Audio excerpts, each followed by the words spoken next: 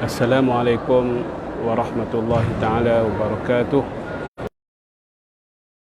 Dan puan-puan, saudara dan saudari, Jumaah Mubarakah daripada Masjid Al-Haram di Makkah ini. Saya dan rakan-rakan daripada golongan muslimin dan muslimat di Makkah ini baru sahaja selesai menunaikan sembahyang Jumaah yang dikhutbahkan dengan begitu mempersonalkan.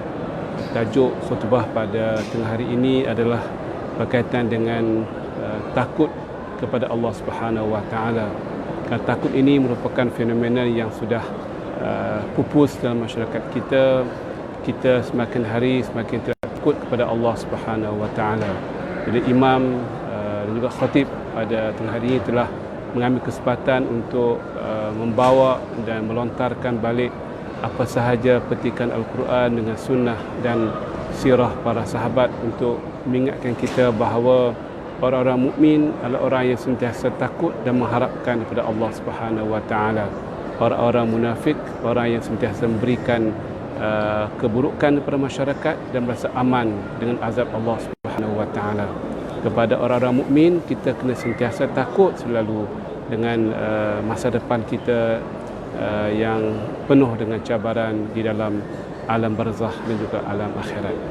Jadi alhamdulillah setelah habis sembahyang tadi, ramai sangat hari ini, hampir 1 juta mungkin berdasarkan pengamatan saya, dan saya pun terpaksa sembahyang di atas bumbung Masjid Al-Haram kerana di bahagian-bahagian yang sudah penuh sesak sejak awal pagi tadi. Alhamdulillah saya sempat menunaikan sembahyang di atas bumbung dan turun ke peringkat bawah ini dapat sikit cuaca yang redup, yang tenang, yang lebih tidak panas untuk bersama-sama dengan tuan-tuan dan puan-puan dalam siri tazkirah yang ringkas daripada Masjid Al-Haram ini. Mudah-mudahan Allah berkati keberadaan saya di sini dan juga sekalian umat Islam di sini dan juga tuan-tuan dan puan-puan di mana sahaja anda berada. Tajuk tazkirah ada tajuk yang biasa-biasa sahaja, yang ringkas, yang sentiasa diberikan dalam kehidupan. Pentingnya kita berselawat kepada junjungan besar Rasulullah sallallahu alaihi wasallam. Kita tahu bahawa selawat kita kepada Nabi Muhammad sallallahu alaihi wasallam, kita sebenarnya adalah manusia yang paling lemah. Malah kalau kita tak berselawat dengan Nabi sekalipun, cukup dengan selawat Allah dan para malaikatnya. Allah dan para malaikatnya sentiasa berselawat dan berdoakan kepada Nabi Muhammad sallallahu alaihi wasallam. Innallaha wa malaikatahu yusalluna 'alan nabi. Sifat yusallu ni yang sentiasa berterusan, perkataan yusallun, perkataan yang menandakan berterusan, sentiasa berselawat dan juga berdoa kepada Nabi Muhammad sallallahu alaihi wasallam daripada Allah Subhanahu Wa Taala dan juga para malaikat. Jadi selawat kita kepada Nabi Muhammad, kalau tak selawat pun tidak penting, kerana kemuliaan Nabi Muhammad tetap paling hebat dengan selawat dan juga doa daripada para malaikat. Dan juga kita tahu bahawa Allah Subhanahu Wa Taala menjadikan agama ini, selawat itu satu perkara yang penting dan rukun dalam khutbah Jumaah misalnya. Perlu diingatkan bahawa Nabi Muhammad merupakan Nabi dan Rasul yang perlu didoakan kesejahteraan baginda, roh baginda, dan sentiasa dimainkan dalam masyarakat kita supaya kita sentiasa ingat dan tidak lupa dan pupus daripada mengingati seorang manusia yang cukup besar. Betul juga dalam surah Ad-Duha Allah sebutkan wa rafa'na laka zikrak, dan kami tingkatkan kedudukan kami dengan kami sentiasa menjadikan ingatan dan sebutan kepada kamu itu berterusan dalam pelbagai munasabah, dalam khutbah dan juga dalam doa kita. Disunatkan kita mulakan khutbah dengan membaca puji-pujian kepada Allah Subhanahu Wa Taala, dan kita susuli dan kita sulami dengan salam dan selawat pada Nabi Muhammad sallallahu alaihi wasallam sebagai pembuka bicara, pembuka doa kita. Saya juga dalam kesempatan melakukan tawaf, melakukan tawaf, kita cuba berfokus, tidak perlu kita melaung-laungkan doa yang kuat yang boleh mengganggu orang sebelah kita dan mungkin tak faham pun apa yang kita lakukan tersebut. Kita buat perkara yang dekat di hati kita, yang kita faham, kita dapat menghayati dengan baik. Jadi antara pusingan-pusingan dalam tawaf dan juga sa'i itu, kita perbanyakkan selawat dan salam kepada Nabi Muhammad SAW, mudah dan ringkas. Dan bagi kita sebagai manusia, kita berselawat untuk mendapat pahala, iaitu disebut hadis Nabi Muhammad SAW, man shalla alayya salatan sallallahu alaihi asyara. Apabila kamu berselawat kepada aku, atau siapa saja yang berselawat kepada aku sekali, Allah Subhanahu wa taala akan selawat ke atasnya, mengampunkan dan sebagainya sebanyak 10 kali. Itu pahala yang paling minimum. Pahala ini pahala yang cukup hebat, di mana kita melihat, kita baca Al-Quranul Karim, satu huruf itu adalah 10 pahala. Begitulah juga dengan kita mengucapkan Allahumma salli ala Muhammad, kita mendapat 10 pahala. Jadi kita ulang-ulangkan dalam tawaf kita, dalam sa'i kita, dalam bacaan doa kita, dalam masa lapang kita, dalam masa. Ini merupakan perkara agama, perkara yang kita diminta untuk kita lakukan ke syiar agama kita. Di samping kita memburu pahala, kita memburu apa saja kesempatan untuk mendapat ketinggian pada Allah Subhanahu wa taala. Pada petang ini saya nak jelaskan sedikit apa pandangan manusia kita, kenapa kita perlu berselawat ke Nabi Muhammad sallallahu alaihi wasallam. Pada pandangan saya, atau pada pandangan intuitif atau pandangan lintasan pemikiran saya, kita digalakkan dan diminta oleh agama kita sentiasa berselawat Nabi Muhammad sallallahu alaihi wasallam. Antara tujuannya di samping kita mendapat pahala yang berganda-ganda, kerana Nabi Muhammad ini merupakan manusia agung, manusia yang mempunyai suri teladan yang baik. Innaka la'ala khuluqin azim, seorang manusia yang berada di atas satu manhaj, satu platform akhlak yang cukup tinggi, suri teladan, role model. Kerana dalam hidup ini perkara yang banyak memberikan kesan pada masyarakat ada dua. Yang pertamanya adalah ilmu, adalah pemikiran yang baik. Yang keduanya adalah role model. Malah dalam banyak kajian-kajian psikologi dan kajian-kajian bagaimana kita memberikan influence pada masyarakat dunia, di antara perkara yang paling penting adalah kesan role model kepada masyarakat dunia. Sama role model itu baik, memberikan kesan yang baik, atau role model yang tidak jahat, yang tidak baik, yang jahat, yang merupakan yang membawa kepada kefasikan dan sebagainya, manusia juga akan tertarik dengan role model. Role model ada baik, ada juga yang tidak baik. Tetapi dalam konteks agama kita, role model yang terbaik adalah Nabi Muhammad sallallahu alaihi wasallam. Jadi apabila kita berselawat, kita sentiasa mengalun-alunkan dan memberikan nasyid selawat kepada Nabi Muhammad sallallahu alaihi wasallam. Mudah-mudahan pada pandangan saya, tafsiran saya kepada ayat-ayat Al-Quran dan juga hadis tentang kepentingan berselawat, untuk kita sentiasa menjadikan Nabi Muhammad sebagai seorang suri teladan yang dekat di hati kita. Kalau kita sayang orang tu, kita akan sebut namanya. Betul juga dengan Nabi Muhammad. Bila kita sebut ucap kali, lama kelamaan kita akan terpanggil, kita akan teruja untuk mengkaji siapakah Nabi Muhammad, apakah kehebatan Nabi Muhammad sallallahu alaihi wasallam, siapakah baginda alaihi salatu wasallam, apakah kehebatan baginda alaihi salatu wasallam dari segi pendidikan, keluarga, masyarakat, ekonomi, perjuangan, dakwah dan sebagainya. Jadi mudah-mudahan dengan kita berselawat, kita ada role model dalam kehidupan ini. Pastikan tuan-tuan dan puan-puan, kita ada role model dalam kehidupan ini. Kita perlu ada role model yang paling tinggi, iaitu sentiasa memberikan inspirasi dan motivasi kita. Dan role model yang paling tinggi adalah Nabi Muhammad sallallahu alaihi wasallam, Nabi akhir ummah dan juga ketua dan penghulu pada segala nabi-nabi. Yang keduanya, pada pandangan saya yang mungkin tidak tepat, tetapi sukacita saya nak kongsikan bersama untuk pertimbangan dan juga renungan kita bersama, ialah untuk menjadikan selawat ini satu fenomena dunia, di mana masyarakat Islam keseluruhannya akan berselawat Nabi Muhammad sallallahu alaihi wasallam. Walaupun data tidak ada pada hari ini, pada pengamatan saya dan juga tuan-tuan, mungkin kita tanya soalan, siapakah nama yang sentiasa disebut secara berterusan dan secara ramai-ramai di atas muka bumi ini. Daripada sejarah Adam AS sampai hari ini, dengan ramai pemimpin-pemimpin yang telah berada di atas muka bumi ini, yang telah berkuasa, yang telah mati, yang sedang berkuasa dan seumpamanya, siapakah nama yang paling diingati atau kebanyakan seramai mungkin masyarakat manusia di atas planet ini. Pada saya, berdasarkan data yang kita dapat rasakan tepat dan juga accurate dan empirical, adalah Nabi Muhammad SAW.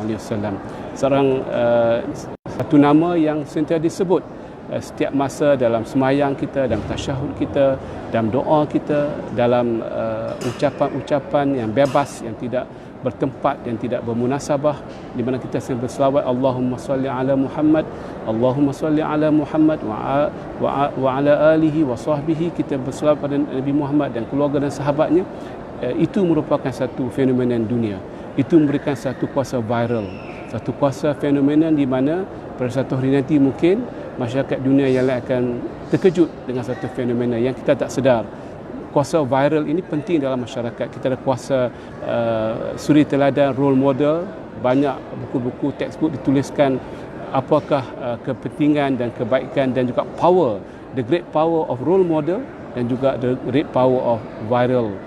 Satu konsep yang boleh diviralkan bila mana masyarakat seramai mungkin mengucapkan Muhammad SAW, maka masyarakat dunia akan terpanggil, akan teruja untuk mengkaji dan juga untuk melihat lebih dalam lagi siapakah Nabi Muhammad SAW. Jadi sebutan Nabi Muhammad ini SAW sebutan yang membawa kesan viral dalam masyarakat.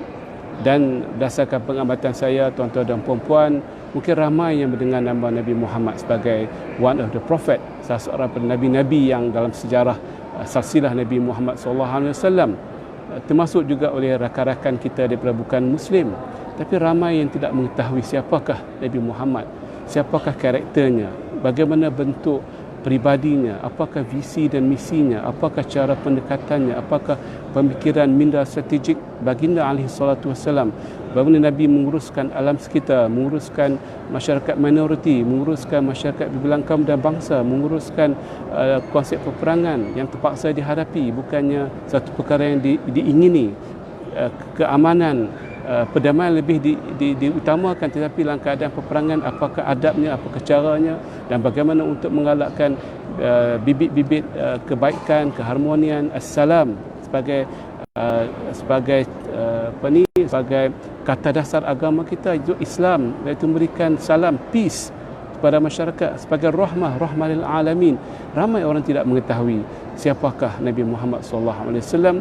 Mungkin mereka ada perspektif yang berbagai-bagai. Nabi seorang yang tidak dengan izin, sebagai contoh, Nabi yang tidak mempunyai visi, yang tidak ada sebagainya, kita nak sebut pun tidak layak. Tapi itulah tomahan-tomahan daripada ramai masyarakat dunia, sebab mereka tidak mengetahui siapakah Nabi Muhammad SAW. Mungkin sebab salah mereka, dan mungkin bagi saya salah kita yang tidak pandai meletakkan Nabi Muhammad, nama Nabi Muhammad SAW di tempat yang sebenar, di persada antarabangsa, dengan pelbagai pendekatan, dengan cara kita memberitahu terikat dengan sirah Nabi Muhammad. Kita masih lagi terikat dengan cara pengajaran sunnah Nabi Muhammad yang terlalu klasik. Mungkin baik untuk negara dan umat Islam, tapi bagaimana kita melebarluaskan, kita melampaui zon, menjadikan Nabi Muhammad SAW ajaran baginda, ajaran yang berdata, berfakta, berfrekuensi moden, supaya masyarakat dapat melihat kepolitikan Nabi Muhammad, kemanusiaan, kehumanitarian Nabi Muhammad SAW dan sebagainya. Banyak contoh Nabi Muhammad.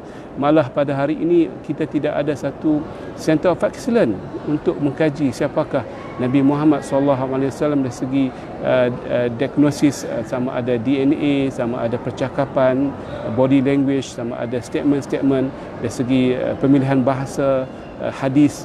Nabi Muhammad SAW tidak ada satu pusat center of excellence bagaimana kita untuk mengapungkan.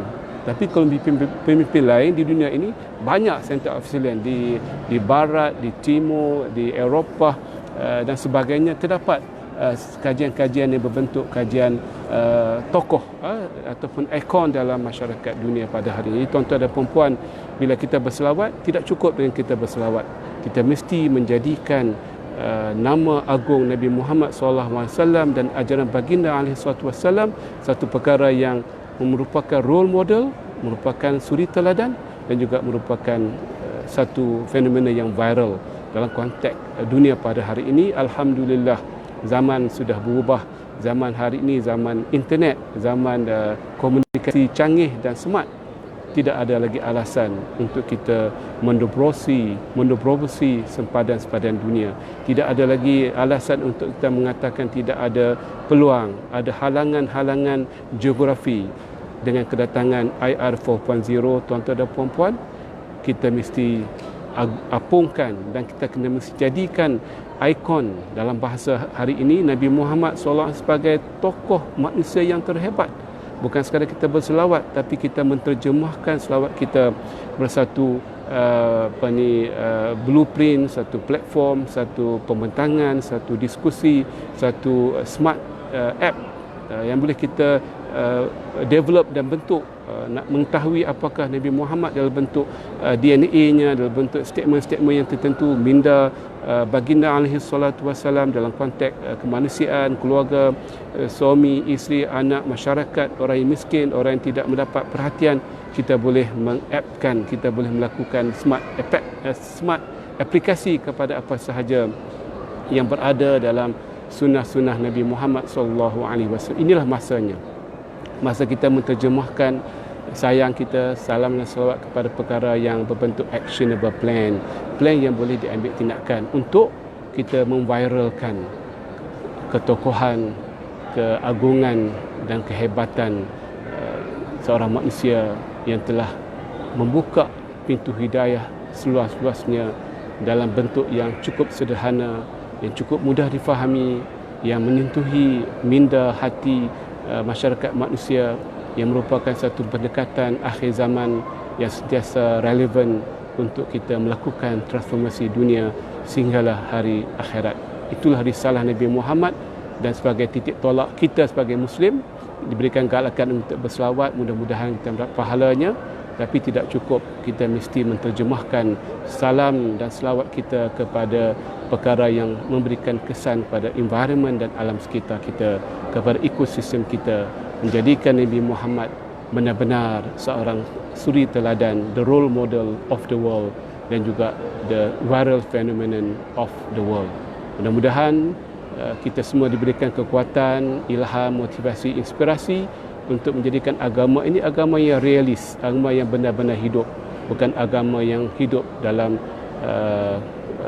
kokongan-kokongan yang sempit, dalam bidang-bidang ilmu yang kita sanjung tinggi, yang hebat, minda kita, tetapi tidak berpijak di bumi nyata, berinteraksi dengan segala ekosistem kehidupan. Agama diturunkan untuk berinteraksi. Agama diturunkan untuk kita memberikan impak kepada kedudukan dunia pada hari ini. Kita namanya khalifah, iaitu pengganti Allah Subhanahu wa taala. Kita menguruskan dunia sebagai wakil pada Allah Subhanahu wa taala. Jadi sebagai wakil pada Allah, kita mesti mentadbir, bertindak, melakukan blueprint, melakukan actionable plan. Itu namanya khalifah. Di akhirat kita bukan lagi khalifah. Kita ada tetamu Allah Subhanahu wa taala, tidak perlu bekerja, tidak perlu merancang, tidak perlu mentransformasikan agenda dunia. Kita hanya berehat semata-mata menjadi duyuf, menjadi tetamu Allah Subhanahu wa taala di syurga-syurganya.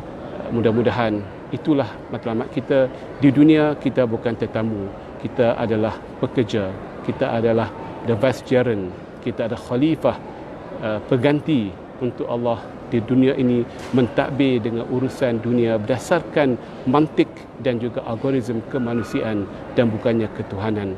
Allah sediakan Quran dengan sunnah dan Nabi Muhammad sebagai suri teladan untuk kita mengambil iktibar bagaimana kita membangunkan dunia ini sebelum kita berehat di akhirat. Di akhirat tidak perlu bangun apa-apa. Kita pergi sana untuk berehat semata-mata. Nabi Muhammad memperjuangkan agama ini untuk didirikan wahyu di atas muka bumi ini sepenuhnya. Kerana baginda alaihi salatu wassalam mengetahui di akhirat bukanlah tempat untuk pembangunan. Itu urusan Allah Subhanahu wa taala. Udaranya berbeza, ekosistem berbeza, sistem pengangkutan berbeza, kesihatan berbeza dan tidak sama sekali dengan hidup di atas muka bumi ini. Kita melihat Nabi Muhammad sebagai role model yang benar-benar hidup dalam perjuangan baginda, tetapi masalahnya banyak sirah mutiara yang berada dalam kitab adalah berbentuk klasik, yang berbentuk keilmuan semata-mata, berbentuk kelazatan berilmu tapi tidak kelazatan beramal dan melakukan anjakan paradigma dan menjadi dekat dengan hati masyarakat dunia pada hari ini. Masyarakat dunia is waiting for all of us to make the Prophet Muhammad sallallahu alaihi wasallam the icon, the role model of the world and the phenomenon, the global phenomenon of the world. Teruskan selawat dan salam kita kepada Nabi Muhammad sallallahu alaihi wasallam setiap masa, setiap detik, setiap momen. Mudah-mudahan Nabi Muhammad akan ingat kita sallallahu alaihi wasallam dan sudah tentu para malaikat akan mencatat pahala yang cukup besar ini 10 kali pahala. Mudah-mudahan kita menjadi manusia yang membawa panji Nabi Muhammad sallallahu alaihi wasallam dalam pelbagai aspek kehidupan. Tak penting kita cover semua, tak mampu. Apa yang kita mampu bawa panji tersebut, bawalah panji tersebut dengan 12 tangan kita. Jangan nak buat semua panji, tak mampu kita buat semuanya sekali. Lakukan apa yang kita mampu, the best we can.